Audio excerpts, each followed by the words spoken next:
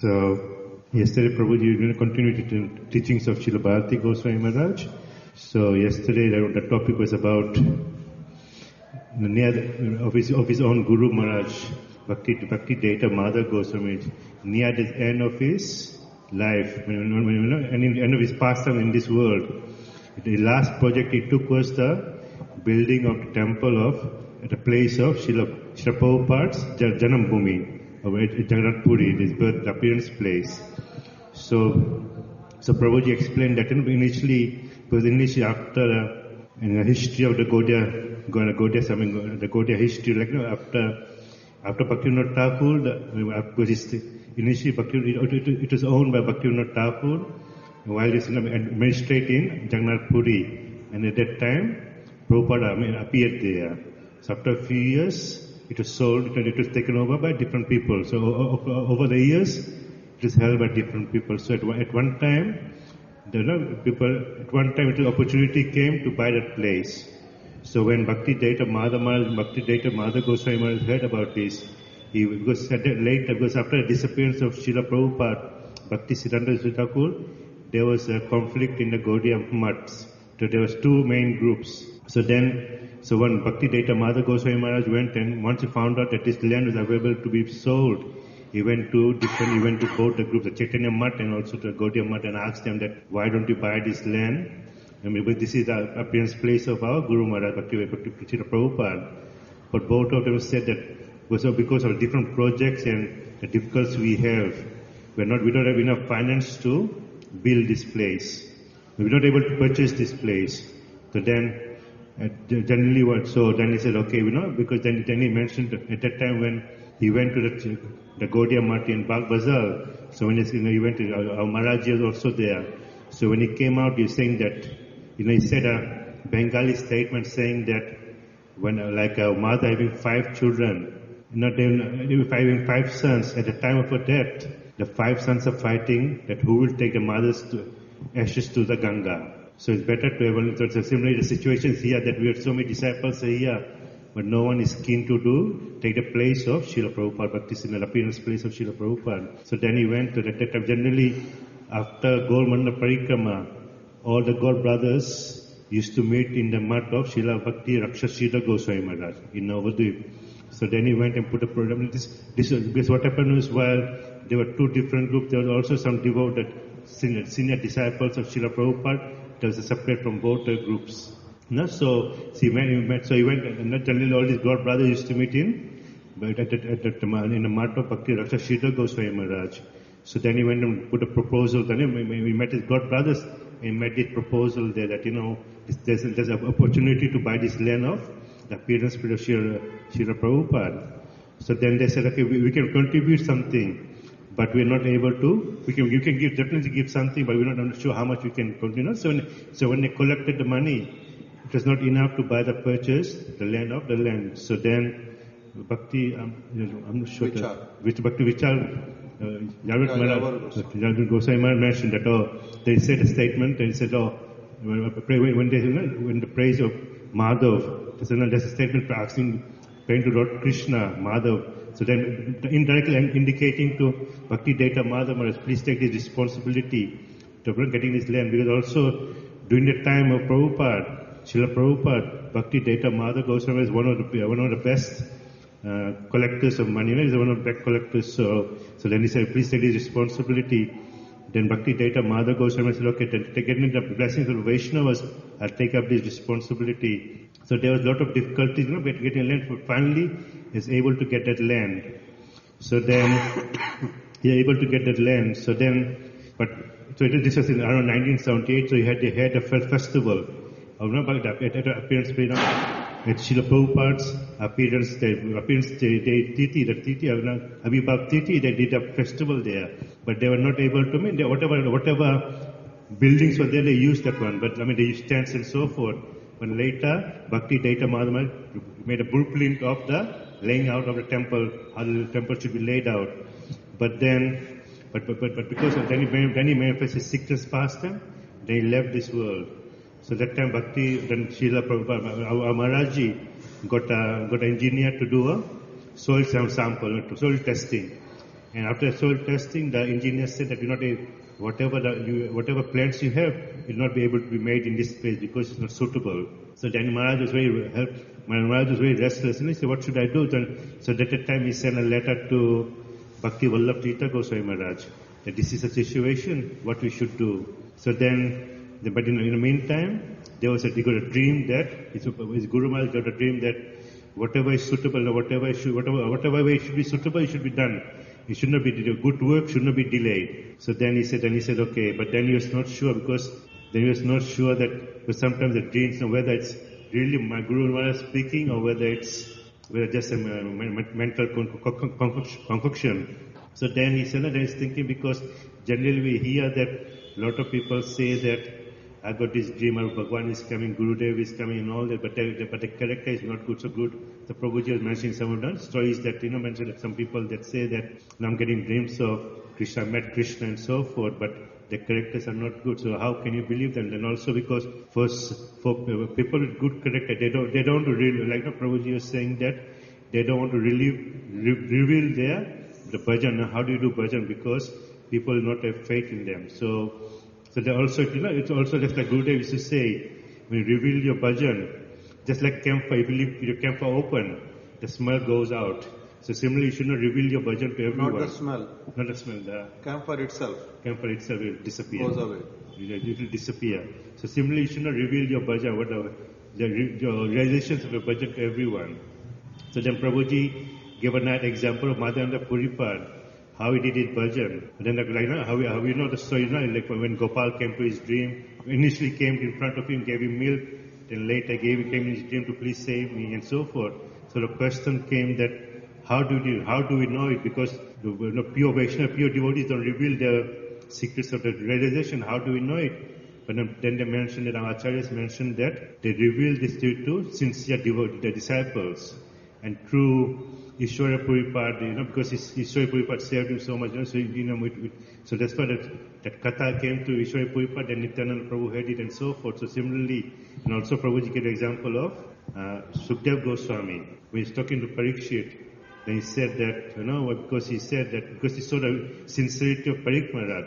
And because different, before Sukdev Goswami came, a lot of sadhus gave a different opinions of what you should do for the last 7 days.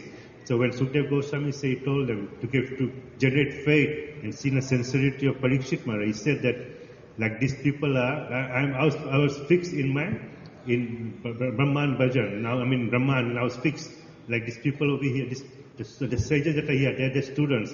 I was the principal of the school. And I was so fixed. But after hearing the glories, the qualities and glories of Sri Krishna, and after listening to that, I've changed to the doing Krishna Bhajan. So similarly, have firm faith in listening to the katha of Krishna, listening to pastimes of Sri Krishna, and this will deliver you. So so similarly, generally, sajjan devotees, they don't want to reveal their desires, but reveal their realization.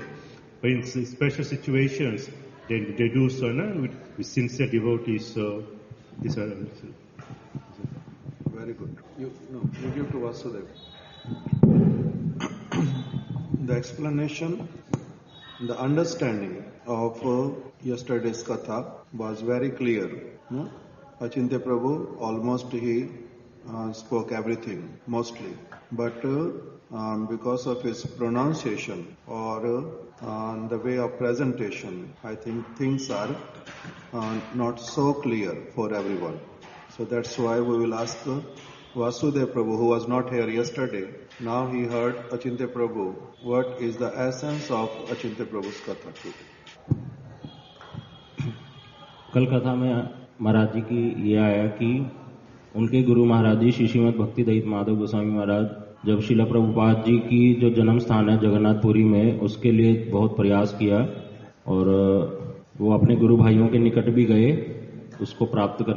ये हो गया। उसके बाद फिर महाराज जी का बताओ। ठीक है। तो उस स्थान को जब प्राप्त करना था तो शिला भक्ति दयित माधव गोस्वामी महाराज जी ने स्थान तो प्राप्त कर लिया, लेकिन वहां पे कंस्ट्रक्शन नहीं हो पाई थी अभी, और महाराज जी इस धराधाम से चले गए थे, नित्य लीला में प्रविष्ट हो गए थे।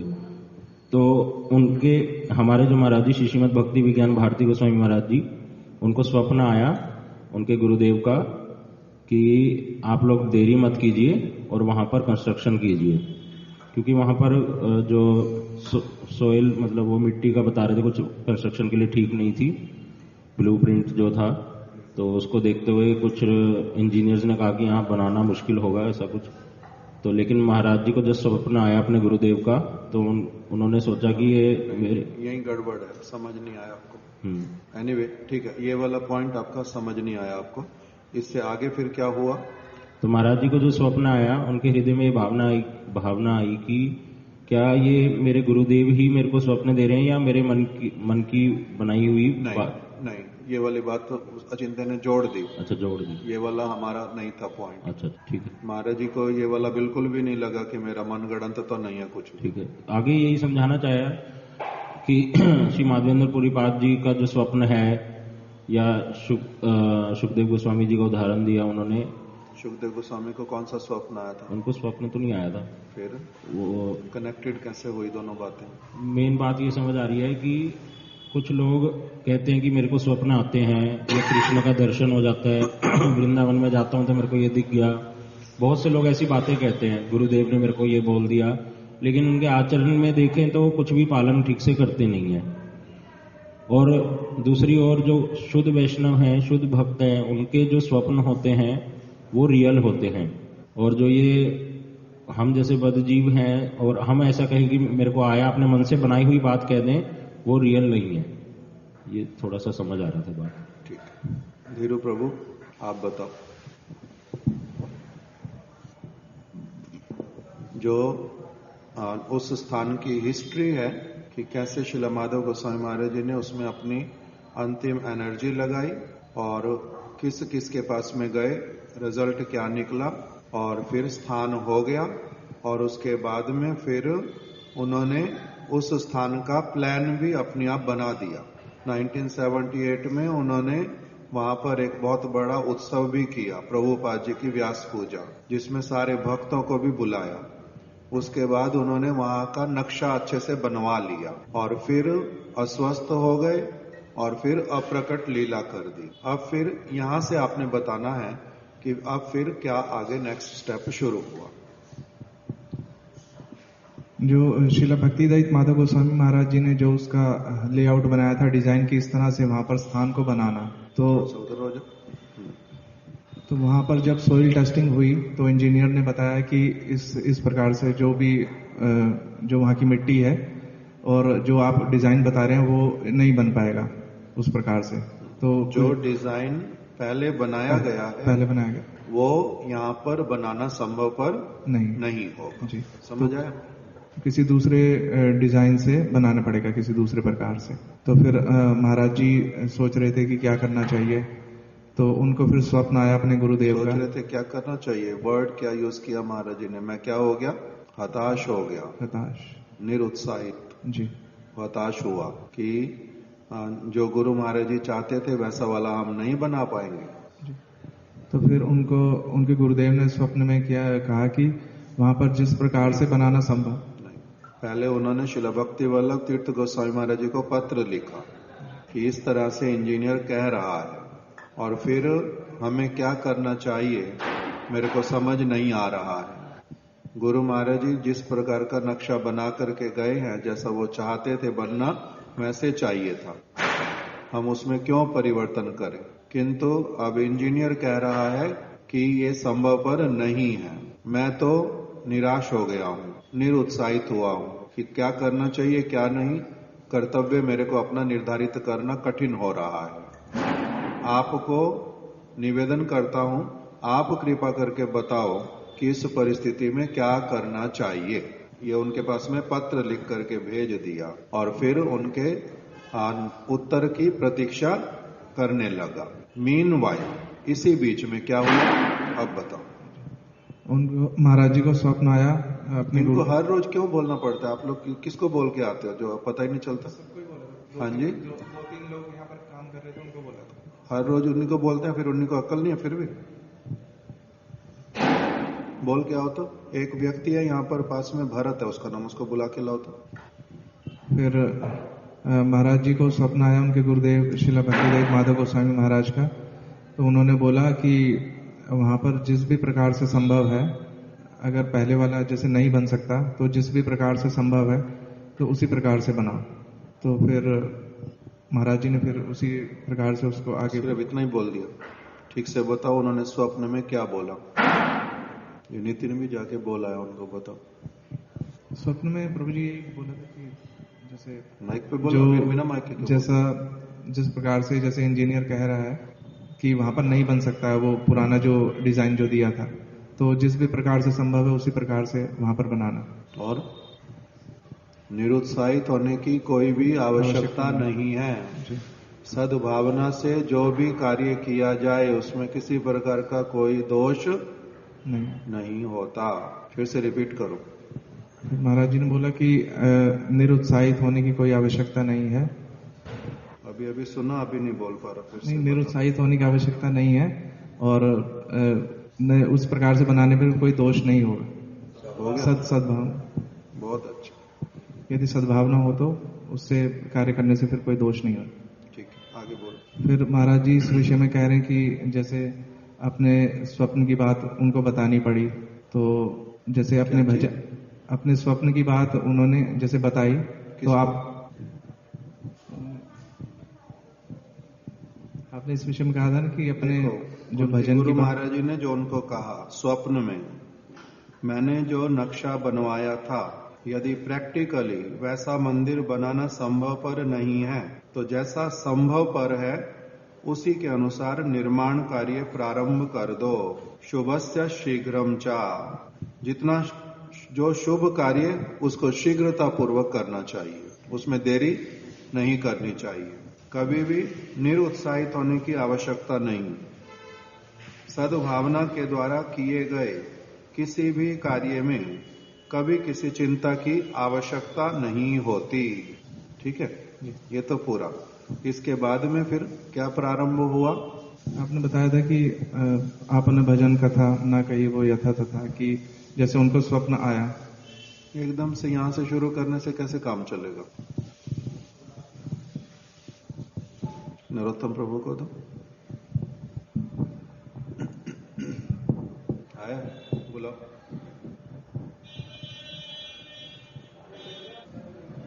हम लोगों को ना हर रोज 3-4 बार इन लोगों को बोलना पड़ता, किशोर मत मचाओ, ऐसे मत करो, ऐसे मत करो। इतना हर रोज बोलना पड़ता, हर रोज बोलते हैं। कितने दिन हो गए? 1 महीना 2 महीने, हर रोज ही वही का वही बोलना पड़ता है ना। नहीं तो फिर मैं पहले ताला लगवा के रखूंगा कि 10 वर्ष से पहले आना नहीं, किसी बाहर से ताला लगवा देंगे। तो परम गुरु जी का स्वप्न आदेश मिलने के बाद हमारे महाराज जी ने, हमारे गुरु जी शिला भक्ति वल्लभ तीर्थ गोस्वामी महाराज जी को अपने सारी जो स्वप्न में उन्होंने देखा, जो परम गुरु से आदेश मिला उनको उन्होंने लिखकर उनको सब बताया। इस तरह बाद में उन्होंने क्या किया, फिर अपना कार्य जो मंदिर का कार्य आगे कंटिन्यू किया। इस बीच में शिक्षा ये मिली थी एक तो कि जैसे सिद्धांति महाराज जी के जो पिताजी के जो मुंह बोले चाचा जी हैं, वो बार बार बोलते थे कि मैं एक बार वृंदावन गया था। नहीं, प्रारंभ किया विषय हम लोगों ने कि सदगुरु जो हैं वो नित्य हैं और जिस समय जो आवश्यकता होती है, अगर शिष्य सिंसियर होगा तो उसको गुरुदेव जो हैं उसका अपनी आप से उत्तर भी उसको प्रदान करते हैं। जिस परिस्थिति में होता है उस परिस्थिति से उसको निकालते भी हैं। इसीलिए जो वास्तविक रूप में सदगुरु हैं वो कभी मरते नहीं हैं, वो नित्य हैं और नित्य ही रहते हैं। उसका प्रमाण यहाँ दिखलाई देता है, नित्य वस्तु है। इसीलिए हमारे गुरुदेव भी यही बात बोलते थे कि मेरे को कभी कभी कोई ऐसी चीज जो पूछने की इच्छा करती है तो हमारे गुरु महाराज जी हमारे को उसका उत्तर प्रदान कर देते, हमारे गुरु जी हमारे को उसका उत्तर प्रदान करते। तो इसी प्रकार से जो गुरु हैं वो नित्य तत्व हैं।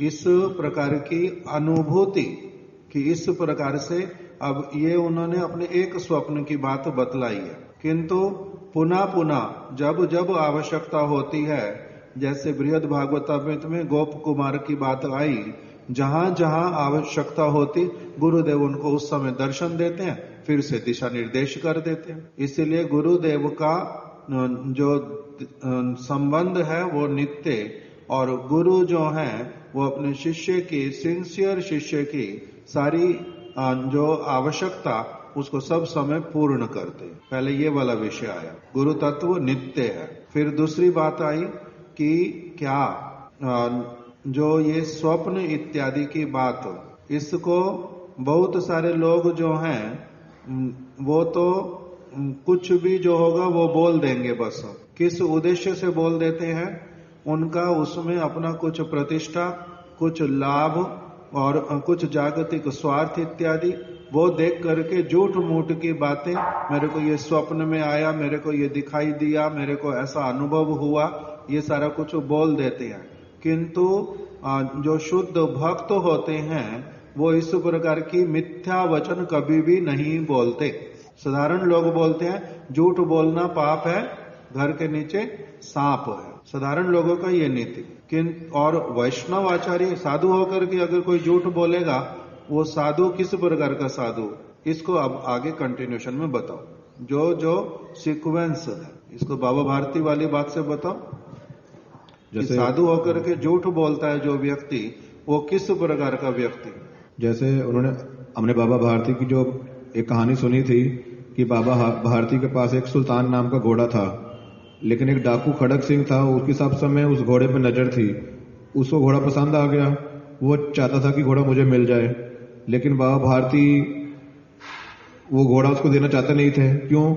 क्योंकि वो उसके द्वारा अपनी बहुत सारे सेवाएं पूरी करते हैं, तो उसको कैसे दे दें। तो एक बार सेवाएं पूरी करते नहीं बोला था बिल्कुल भी, वो उसको अपना पुत्र मानते थे। हाँ, उसको अपना पुत्र मानते थे, पुत्र मान के उसकी सेवा करते थे।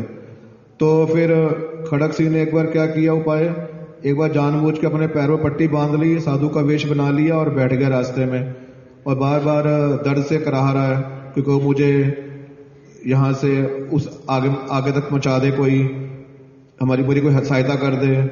तो बाबा भारती ने उसको जब देखा तो उसको, वो खुद स्वयं घोड़े पे बैठे हुए थे, पहले खुद नीचे उतर गए और उसको घोड़े पर बिठा दिया उसकी सहायता करने के लिए। लेकिन उस खड़क सिंह ने क्या किया, जैसे उसको मौका लगा उसने क्या किया, लगाम अपने हाथ में ले ली, घोड़ा लेकर भाग निकला। तो फिर बाबा भारती ने उनको बोला, मैं जानता हूं तुम खड़क सिंह हो, तुम घोड़ा लेके जाना चाहते हो, ले जाओ, कोई प्रॉब्लम नहीं है, लेकिन क्योंकि तुमने साधु का वेश बनाया है, साधु का वेश बना करके यदि तुम ऐसा कार्य करोगे तो उससे क्या होगा कि लोगों का साधु के ऊपर से विश्वास उठ जाएगा। इसलिए तुम ये विश्वास सब समय याद रखना कि साधु का कपड़े पहनकर, वेश पहनकर और इस तरह से झूठ बोल के, धोखा देकर किसी को किसी की वस्तु लेना, ऐसा कभी मत करना। तो ये बात उसको बोल दी, उसने सुन ली, लेकिन घोड़ा लेके चला गया वो। बाद में जब अपने निवास स्थान पे पहुंचा वो खड़क सिंह, तो उसके कानों में बार बार शब्द गूंजता है बाबा भारती का।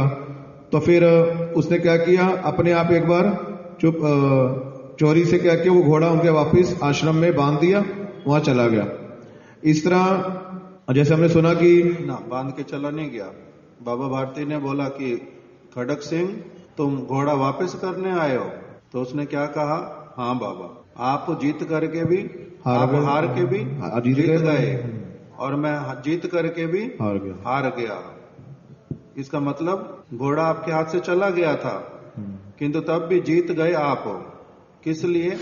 क्योंकि आपके वचन ऐसे वाले थे। तो इसी प्रकार से जो बाबा भारती ने शिक्षा दी खड़क सिंह को, खड़क सिंह ने ग्रहण कर ली कि आपने ठीक ही बोला, साधु बनकर के इस प्रकार का काम करने से मैंने बहुत बड़ा अन्याय किया है। घोड़ा भले मेरे को प्राप्त हो गया, किंतु वो घोड़ा प्राप्त करके भी मैं बिल्कुल भी संतुष्ट नहीं हुआ, मैंने अन्याय किया बहुत बड़ा, मैं स्वीकार करता हूं।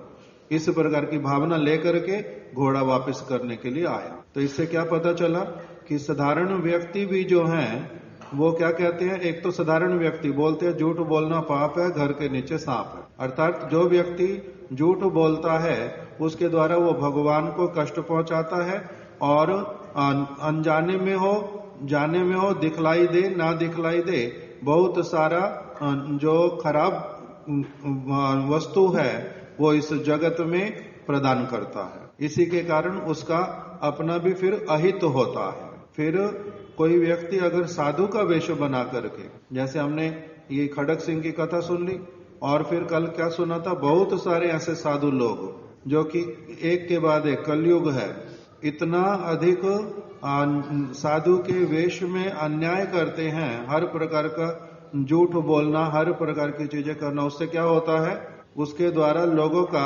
साधु के ऊपर विश्वास रहता नहीं, और लोग केवल मात्र जागतिक लाभ के लिए कुछ भी कहानियां बनाने में दूर नहीं हटते। तो जैसे सिद्धांति महाराज जी के पिताजी का चाचा जी क्या बोलते कि मैंने पागल बाबा जो आश्रम है मथुरा में, मैंने वहां पर एक कृष्ण को देखा, मैंने कृष्ण का दर्शन किया, लेकिन बाहरी रूप से देखोगे तो बहुत सारे उनके आचरण जो थे अच्छे वाले नहीं थे, बहुत सारे खराब आचरण करते थे। लेकिन सब समय वो बोलते हैं मैंने कृष्ण का दर्शन किया, क्योंकि शास्त्र में देखा गया है कि यदि कृष्ण का दर्शन किसी को एक बार हो जाए तो उसका फिर संसार रहता नहीं है, कोई मतलब कि संसारी का शक्तियां खत्म हो जाती हैं, लेकिन उसकी तो बुरी आदतें भी नहीं जा रही। तो अपवित्र व्यक्ति को कृष्ण का दर्शन कभी नहीं हो सकता, जड़ नेत्रों से भगवान का दर्शन होता नहीं। और अपवित्र अवस्था होने पर किसी व्यक्ति का काम है, क्रोध है, लोभ है, मोह है, मद है, मात्सर्य है, धन का लोभ है, स्त्री के प्रति आकर्षण है, ये सारी वस्तु होने पर फिर भी बोलते मेरे भगवान साक्षात दर्शन दिया, कैसे हो सकता है, मिथ्या वचन। उसके बाद फिर प्रभुपाद जी ने भी अपने कीर्तन वैष्णव के में बताया कि माधवेंद्र पुरी भाव करे चोरी, कभी न कबू ना करिए सदा ही जानब, कि माधवेंद्र पुरी पाद जी के जीवन की बहुत सारी बातें सुनते हैं हम लोग, कि कैसे सबसे पहले उन्होंने गोपाल ने दर्शन दिया उनको, गोविंद कुंड में जब बैठे थे वो। इसलिए पहले बात आ गई कि कभी भी साधारण व्यक्ति होने पर भी झूठ नहीं बोलना चाहिए, साधु बन करके भी झूठ नहीं बोलना चाहिए, और फिर झूठ भी इतना बड़े स्तर वाला कि मेरे को भगवान ने दर्शन दिए, मेरे को गुरुजी ने दर्शन दिए, मेरे को गुरुजी ने ये अनुभव कराया, जो केवल मात्र किसी स्वार्थ से प्रेरित होकर के बोली गई इस प्रकार की बातें, इसके द्वारा कभी भी किसी का भक्ति राज्य में उन्नति नहीं होता, अवनति होता है झूठ बोलने से। इसलिए वैसे वाला नहीं करना चाहिए। और प्रभुपाद जी ने क्या कहा, कैसे वाला आचरण अपनाना चाहिए। नरोत्तम दास ठाकुर जी की बात आ गई कि अपन भजन कथा ना कहिबे यथा तथा। अगर सचमुच में भी स्वप्न आता है, सचमुच में भी भगवान ने, गुरु ने किसी विशेष कृपा को किया है, तब भी उसके ढिंडोरा नहीं पीटते, उसको किसी को नहीं बताते। किस लिए? उसको बताने से उसका प्रभाव जो है, वो जो कृपा है वो चली जाती, उसको बताना निषेध किया। अपन भजन कथा ना कहिबे यथा तथा, अपने भजन की बात इधर उधर कहीं किसी को नहीं बताते। अगर बताते हैं तो उससे क्या हो जाता है, उसका प्रभाव नष्ट हो जाता है, वो वस्तु समाप्त हो जाती है अथवा बहुत कम रह जाती है। इसलिए वो तो बताने के लिए निषेध किया। इसलिए माधवेंद्रपुरी इत्यादि जैसे साधु, इन्होंने क्या किया था, इन्होंने लिया अयाचित वृत्ति, व्रत ले लिया, बिना मांगे जो मिलेगा वो खाऊंगा, और ना बिना मांगे, एक तो किसी से कुछ मांगूंगा नहीं, मांगने पर जो कुछ भी मिलता रहे वो मैं खाऊंगा नहीं, अगर बिना मांगे मेरे को अगर दूध मिलेगा तो दूध पी लूंगा, किंतु और जो वस्तुएं होंगी वो केवल बांट दूंगा। उन्होंने तो व्रत ले लिया, किंतु सालों साल व्यतीत हो गए, किसी को कानों कान खबर भी लगी नहीं कि इन्होंने ऐसा वाला व्रत लिया हुआ। किस लिए? क्योंकि अपना जो व्रत लिया वो किसी दूसरे को बताने के लिए व्रत लेना होता है। किसी दूसरे को बताने से मेरा क्या लाभ होगा? व्रत लेने का अर्थ होता है भगवान की प्रसन्नता। भगवान को पता है सारा कुछ, उनको अलग से बताना पड़ता नहीं, किसी और को बताने की आवश्यकता नहीं रहती। तो इसलिए तो, और कोई विशेष आवश्यकता हो तभी बताएंगे भी, किंतु विशेष आवश्यकता भी नहीं है, इसलिए सालों साल किसी को पता चला ही नहीं कि उन्होंने क्या व्रत लिया हुआ है। किसको पता था? लोगों को क्यों नहीं पता चला? किसी को भी नहीं पता चला, किसी को नहीं पता चला। रखते ही नहीं किसी को अपने साथ में, एक भी व्यक्ति को अपने साथ नहीं रखते थे। किस लिए नहीं रखते? उसमें लिख करके दिया चैतन्य चरितामृत में, एक भी व्यक्ति को अपने साथ नहीं रखते। कारण है कि इनको साथ में रखने से कुछ ना कुछ वार्तालाप भगवान के अतिरिक्त और करना पड़ेगा, इसलिए मेरे को किसी को भी अपने साथ में रखना ही नहीं। इस प्रकार का व्रत लेकर के रखा, इसलिए किसी को पता ही चलता नहीं, किंतु भगवान को पता है। इसलिए भगवान ने क्या किया, गोवर्धन में उनको ला करके दूध दिया गोविंद कुंड पे, कि तुम बाबा सारा दिन बैठे हुए हो, भजन करी जा रहे हो, जाकर के मांग नहीं सकते कुछ? तब उन्होंने बोल दिया मैंने मांगा नहीं, तुम्हें कैसे पता? हमारे गांव, उन्होंने बोल दिया हमारे गांव की स्त्रियां इधर आती जाती हैं सब समय, उन्होंने देखा आप कहीं जाते ही नहीं, किसी से कुछ मांगते ही नहीं, इसीलिए मेरी माता जी ने अपनी आप से आपके लिए दूध भेजा है। दूध भेजा, कैसे पता चला दूध ही केवल लाना है? मांगने नहीं गया हूं तो केवल दूध ही क्यों भेज दिया? क्योंकि जानते हैं दूध ही लेगा। तो इस प्रकार से माधवेंद्र पुरीपाद जी ने किसी को बताया नहीं था, किंतु फिर ये जो कृपा हुई सारी गोपाल जी की, इसके विषय में बताया किसी को? इसके विषय में भी किसी को बताते नहीं। गोपाल आया, उसने मेरे को दूध दिया, गोपाल आया, उसने मेरे को कहा मैं मूर्ति के रूप में हूं, और फिर गोपाल ने मेरे को कहा मेरी सेवा करो, गोपाल ने मेरे को कहा मेरे लिए चंदन लाओ, मेरे लिए कर्पूर लाओ, फिर गोपीनाथ ने मेरे लिए खीर चोरी की। कोई भी बात किसी को बतलाई? क्यों नहीं बतलाई? क्यों नहीं बताते? भगवान ने मेरे लिए दूध ला करके दिया, कितना बड़ा व्यक्ति हूं मैं, क्यों नहीं बताते? उन्होंने मेरे को सेवा करने के लिए कहा, क्यों नहीं बताते? अगर नहीं भी बताया, अपनी आप से अगर कोई बहुत बुद्धिमान व्यक्ति होगा, अनुमान लगाएगा ना? नहीं लगाएगा। दूध वाला अनुमान नहीं लगाएगा। ये मांग के क्या नाम है, ये केवल दूध ही पीते हैं, इसका हो सकता है चलो नहीं पता चलता, किंतु जब गोपाल ने उनको कहा मैं कहां पर हूं, मैं हूं कुंज के भीतर में, मेरे को वहां से निकालो, मेरी सेवा करो, बहुत दिनों से प्रतीक्षा कर रहा था, कब तुम आओगे, कब मेरी सेवा करोगे। फिर माधवेंद्र पुरीपाद उठे और वो फिर गांव में गए। कौन सा गांव? कौन से गांव में गए? अन्योर गांव में उन लोगों को बताया कि आपके यहाँ पर जो है कुल देवता वो कुंज के भीतर में, झाड़ियों के इधर बीच में वो छिपे हुए हैं, मिट्टी के भीतर में है। कुल्हाड़ी लेकर के चलो, फावड़ा लेकर के चलो, और परात लेकर के चलो, सारे इकट्ठे चलो। वहां पर क्या करना है? झाड़ियां काटेंगे और फिर मिट्टी को खोदेंगे, फिर हमारे को वहां से कौन मिलेंगे? गोपाल देव मिलेंगे, चलो मेरे साथ में। तो अभी सारे लोग गए साथ में, झाड़ियों को काट दिया, जगह को साफ कर दिया, मिट्टी की आराम आराम से खुदाई करने लगे। वहां से ठाकुर जी प्रकटित हो गए। अब प्रकटित हो गए, कोई भी व्यक्ति होगा अनुमान करेगा या नहीं? इनको कैसे पता चला? जो सज्जन व्यक्ति होगा वो इस प्रकार की बात कोई पूछेगा ना? नहीं। जिसको थोड़ा सा भी इस चीज पे ध्यान देगा तो ना, नहीं पता चलेगा। ध्यान देगा या नहीं देगा? कि कैसे, आपको कैसे पता चला? पूछेगा ये प्रश्न या नहीं पूछेगा? आपको कैसे पता चला? किंतु इस प्रकार की कोई बात वहां पर आई नहीं। इसीलिए अनुमान जिनको होता है वो अलग प्रकार के लोग, साधारण लोग इस चीज का अनुमान भी नहीं कर पाते। इन्होंने अपना छिपा लिया, वो अपना पूरी तरह से छिप गया, वो अनुमान भी नहीं लगा सकते, उनको पता चलेगा ही नहीं, उनको पता चलेगा नहीं। इसीलिए आज ये सारे प्रसंग बताए थे कल कि अपने भजन की बात माधवेंद्र पुरीपाद इत्यादि किसी को बताते नहीं। और फिर प्रभुपाद जी ने जो लिखा उसका अर्थ क्या हुआ? माधवेंद्र पुरी भाव घरे चोरी ना करीला कबू सदाई जाना बो। अब इसको बताओ। तो प्रभुपाद जी ने भी बोला कि माधवेंद्र पुरीपाद जी ने जो भी सारी अपनी बातें बताई भगवान से, जैसे जैसे उनकी वार्तालाप हुआ, कैसे भगवान ने आदेश किया, वो सब झूठ मूठ नहीं था। किसी की प्रतिष्ठा लेने के लिए, किसी की अपने आप को कुछ दिखाने के लिए बहुत बड़ा हो, इसी के लिए किसी को ये बातें, पहले तो उन्होंने ये बातें किसी को बोली नहीं है। फिर आपने बताया था कि ये बातें जो उन्होंने किसी को नहीं बोली। हाँ। नहीं बोलने का कारण क्या है? कारण यही है कि जैसे इसको बोलूंगा तो लोगों की प्रतिष्ठा मुझे मिलेगी, उससे लोगों की प्रतिष्ठा मिलेगी। बोलने का लाभ क्या है? सबसे पहले तो बोलने का लाभ तो लोगों से, इनको बोलने से क्या लाभ है?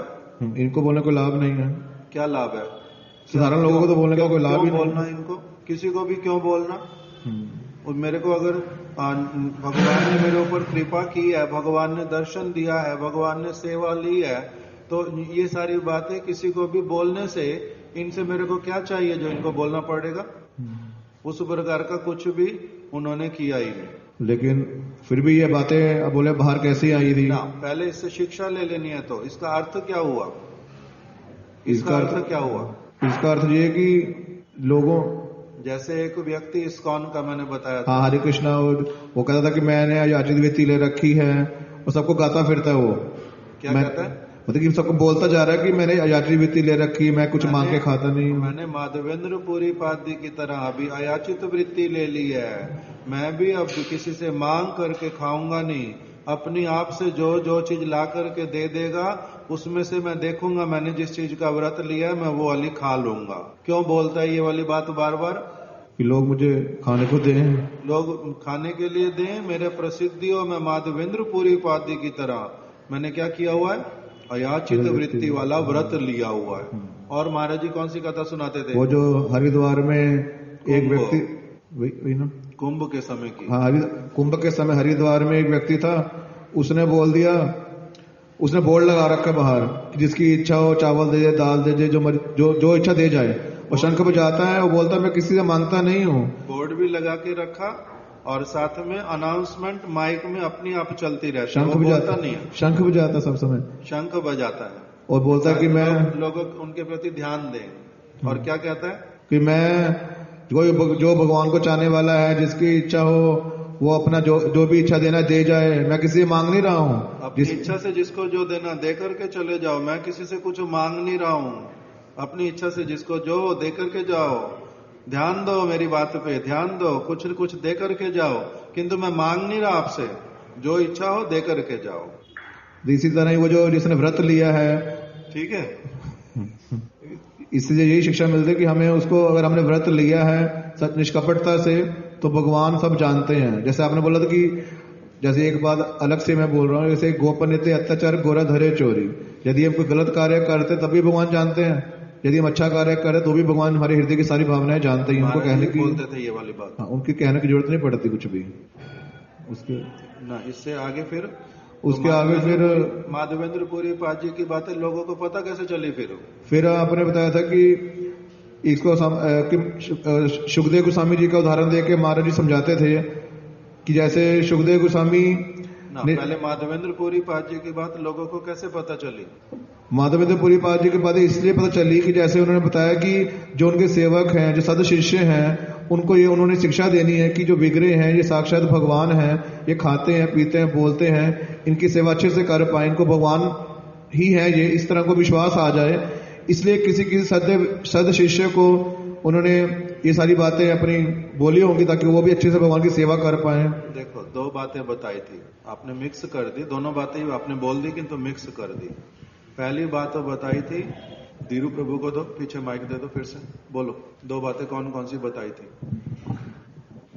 यदि कोई सद शिष्य होगा, सिंसियर व्यक्ति होगा, उसके सामने बताएंगे, वो सेवा के उद्देश्य से भगवान की सेवा। उसके गुरु अपने सद शिष्य को किसी विशेष शिक्षा को देने के लिए अपना सब कुछ बता देते हैं, कुछ भी छिपा करके नहीं रखते। जैसे पिता अपने पुत्र को जो उनकी संपत्ति व्यापार कैसे करता है, उसका सोच समझ कैसा है, किसको क्या बोलता है, क्या नहीं बोलता, क्या किससे छिपाता है, क्या किसको बताता है, सारी की सारी अपनी सीक्रेट जो होती है वो सारी अपने पुत्र को बता देता है। इसी प्रकार से सदगुरु सद शिष्य को अपनी सारी वस्तुएं बतला देते हैं, किंतु उसके बीच में जैसे पिता का अपने पुत्र से किसी प्रकार का कोई जागतिक लाभ उठाने की इच्छा नहीं होती, कोई स्वार्थ नहीं होता, उसके प्रति प्रेम प्रीति वो अच्छे से समझ जाए, उसका भविष्य अच्छा रहे, जिस प्रकार से वो अपने पुत्र को सारा कुछ बताते हैं, उसी प्रकार से ही सदगुरु सद शिष्य को ये सारी वार्ता बताते हैं। पहला। दूसरा क्या था?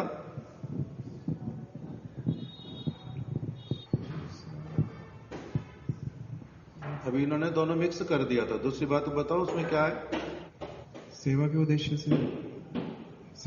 से बताते हैं। उनके गोपाल जी प्रकटित हुए हैं, विग्रह नित्य गोपीनाथ जी जो हैं जागृत भगवान हैं, वो माधवेंद्र मेरे लिए खीर चोरी करके उन्होंने दिया, वो मेरे सेव्य हैं किंतु मेरी प्रतीक्षा कर रहे थे, वो बड़े कृपालु हैं, इनकी अवहेलना बिल्कुल नहीं होनी चाहिए, इनकी सेवा बड़े अच्छे से होनी चाहिए, इसमें शिथिलता बिल्कुल भी नहीं करना।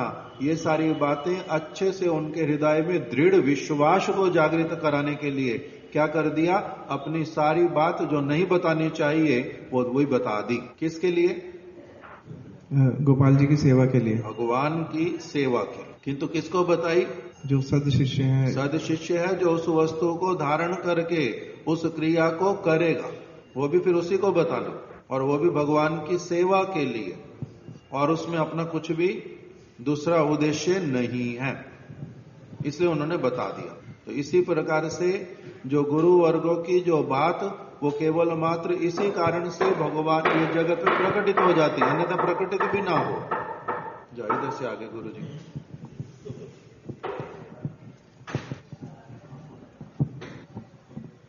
अन्यथा प्रकटित भी ना हो। और एक बात क्या आ रही थी अभी मन में, उसने बजाना शुरू किया, वो बंद चली गई बात मन।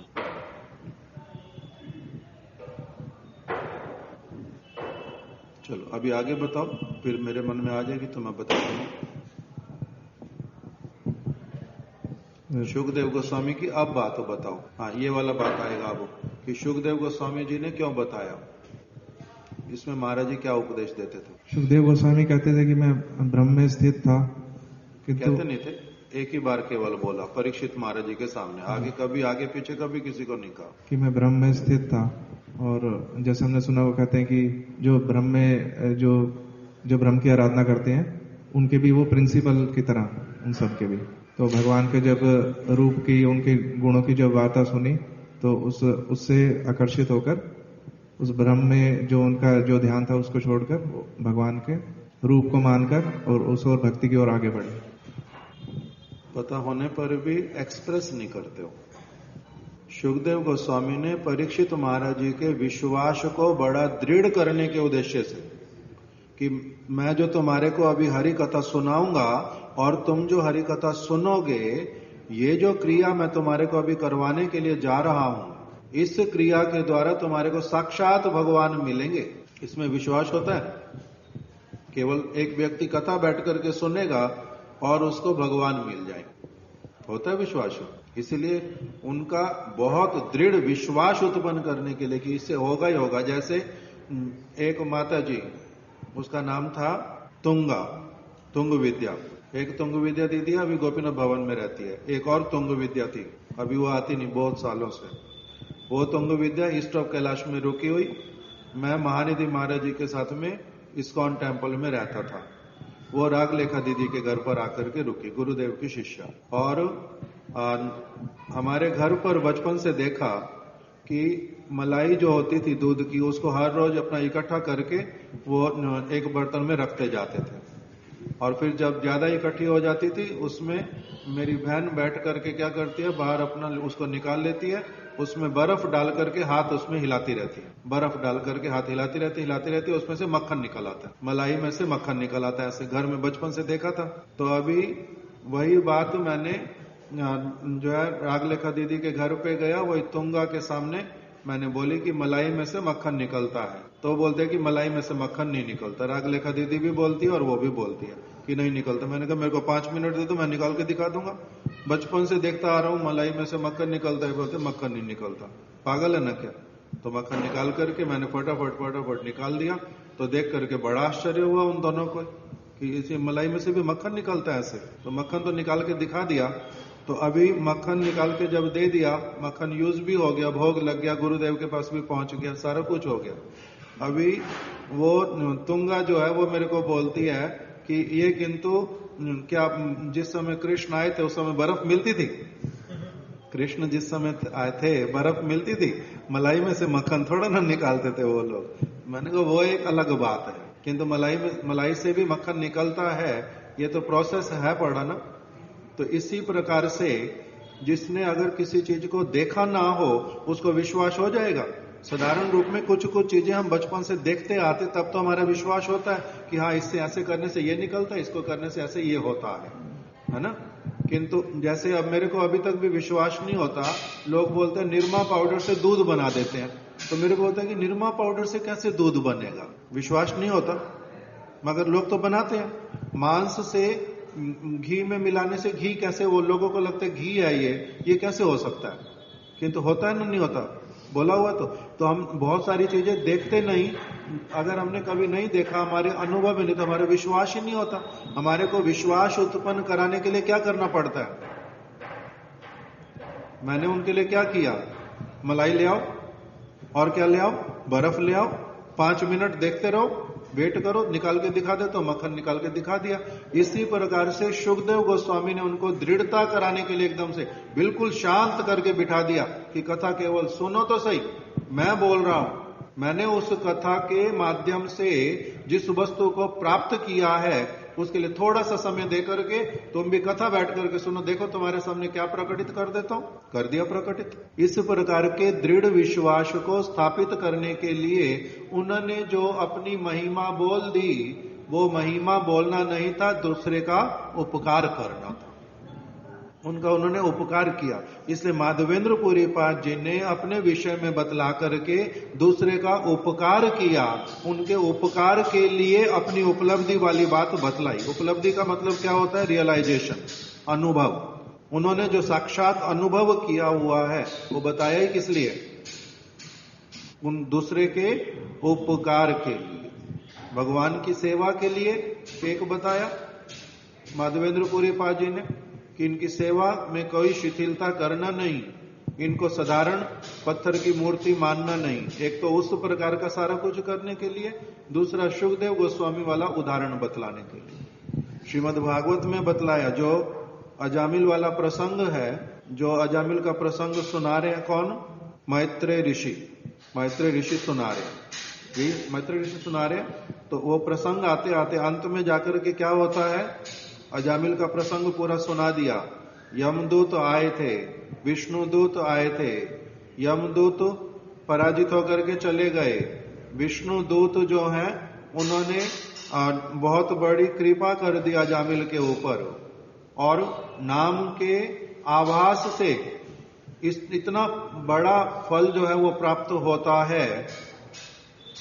मैत्रेय ऋषि कह रहे हैं, विदुर मैं शपथ खा करके, शपथ खाना क्या होता है? जैसे अगर माधवेंद्र पुरी पाद बोले कि मैं, उनको बोलना पड़े अगर कि मैं शपथ खा के कहता हूं कि गोपाल ने मेरे को दूध दिया था, ये कोई बात होती है? उनको बोलना पड़े कि मैं शपथ खा के कहता हूं खीर चोर, गोपीनाथ जी ने मेरे लिए खीर चोरी की थी। किसके सामने शपथ खा के बोलना पड़ता है और किसके सामने शपथ नहीं खानी पड़ती? किसके सामने शपथ खानी पड़ती है? जो विश्वास नहीं करते जल्दी से, जो हो सकता कि अविश्वास करे, हो सकता है कि अविश्वास करे, उसके सामने क्या करना पड़ता है? फिर शपथ खानी पड़ती है। किंतु शपथ खाने से ही किसी का अविश्वास समाप्त होता है? शपथ मैंने खा ली, अविश्वास किसी का चला गया, ऐसा जरूरी है?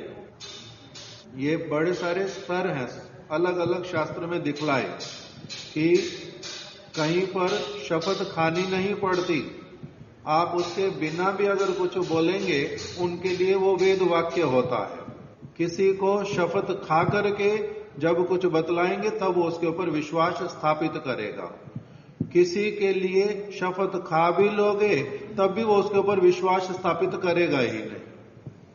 तो इसीलिए गुरु वर्ग जो हैं वो इस प्रकार की सारी चीजों से इतना ऊपर होते हैं, इतना ऊपर कि उनको इससे कोई अधिक लेना देना होता नहीं है। किसी के प्रति जब उनका बहुत विशेष कृपा होता है, जैसे शुकदेव गोस्वामी का कृपा हो गया परीक्षित महाराज जी के ऊपर, तब उनको कह रहे हैं कि मैं कह रहा हूं ना दृढ़ करके तुम्हारे को, जो मैं कहता हूं केवल वही करो और सब मन से निकाल दो कि और कोई काम करना भी है, केवल मात्र भगवान की कथा बैठ करके सुनो। उनके प्रति इतना जोर दे करके इसलिए बोल दिया कि ये बहुत बड़ा भक्त है, ये साधु पुरुष है, ये अविश्वासी नहीं है, ये साधु के वचन को वेद वचन मानने वाला व्यक्ति है, इसलिए उसको इस प्रकार से जोर दे के बोल दिया और उन्होंने भी स्वीकार कर लिया। नहीं तो और कोई होता स्वीकार नहीं भी कर सकते थे। तुम्हारे कहने से क्या होगा भाई, मैं नहीं मानता। ऐसे वाले लोग होते हैं या नहीं होते? स्वामी महाराज जी के साथ में, प्रभुपाद जी के साथ में, गुरुदेव के साथ में ऐसे अनेकों लोगों के उदाहरण है कि इन्होंने कुछ कहा, वो कहते हैं हमने नहीं मानना, हमने नहीं मानना आपकी बात को। तो कौन मानता है वो भी अलग होता है। इसीलिए शपथ किसके लिए ग्रहण करते हैं? मैत्रेय ऋषि ने विदुर जी के लिए कर दिया। विदुर जी परम भक्त है, इसलिए उनको कह रहे हैं जरा सा भी असंशय करना नहीं, मैं जो बोल रहा हूं परम सत्य। मैं शपथ खा करके कह रहा हूं, शपथ ग्रहण करके मैं कहता हूं कि जो मैंने वचन बोला ये परम सत्य है। इस प्रकार से कह करके उन्होंने बोल दिया। तो इसीलिए ये सारी इतनी सारी बातें हमने क्यों सुनी है? कारण क्या? इतनी सारी बातें क्यों सुनी? आगे दे दो माइक।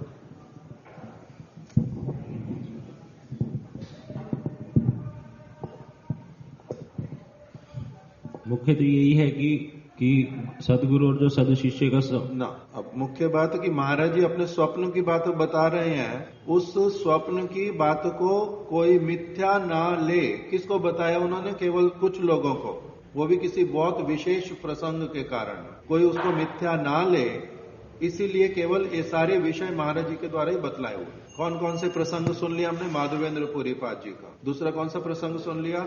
सुखदेव गोस्वामी जी वाला। और कौन सा सुन लिया? बाबा भारती वाला। जो जो प्रसंग बीच में आए हैं, ये सारे के सारे प्रसंग एक एक करके उन्होंने सुनाने। किस लिए सुनाने? दृढ़ विश्वास कि जो सदगुरु होते हैं और वो ये स्वप्न की बात भी क्यों बता रहे हैं? जो सद शिष्य हैं उनके लिए ही बता रहे हैं, उनकी भलाई के लिए ही, कि जो मेरी बात है उस पर दृढ़ विश्वास हो सके इनको। मेरी बात में दृढ़ विश्वास। और श्रील भक्ति दत्त माधव गोस्वामी महाराज जी जो हैं वो सदगुरु हैं, वो नित्य प्रकटित तत्व हैं और उनके साथ में हमारा नित्य संबंध है। जब जब हमें आवश्यकता होती है वो अवश्य ही हम लोगों को क्या करते हैं? निर्देश देते हैं। इस प्रकार की सारी बात को कन्वे करने के लिए ये सारी बातें बतलाई। स्पष्ट हुआ? इसलिए जो साधारण व्यक्ति के द्वारा अपने स्वप्न इत्यादि की बात बतलाना और किसी वस्तु को बतलाना और इन लोगों का बतलाना, उसमें बहुत अधिक अंतर होता है। इससे शिक्षा क्या मिली? कि अगर हम लोग अपने भजन की बात को, अगर हमारे को कुछ, एक तो है झूठ मूठ बोलना नहीं कुछ भी, दूसरा अगर कभी कुछ विशेष कृपा की प्राप्ति होती भी है तब भी उसको इधर उधर उसको बखान नहीं करते, उससे उसका फल चला जाता है। और फिर कब किस विषय, किसी विशेष परिस्थिति में उसको कब किसके समक्ष बोलना पड़ता है, उसका उद्देश्य अगर कुछ सद उद्देश्य हो तब तो अलग बात, अन्यथा ऐसी बातों को कभी भी नहीं करते। इस प्रकार का इसमें हम लोगों को सारा कुछ सुनने के लिए मिला। तो गुरु महाराज से स्वप्न में साहस प्राप्त करके मैंने श्रील भक्ति वल्लभ तीर्थ महाराज जी को जानकारी दी तथा उनकी सहमति से मंदिर का कार्य आरंभ कर दिया। आज यहीं तक ही रख देते, कल आगे श्रवण करें।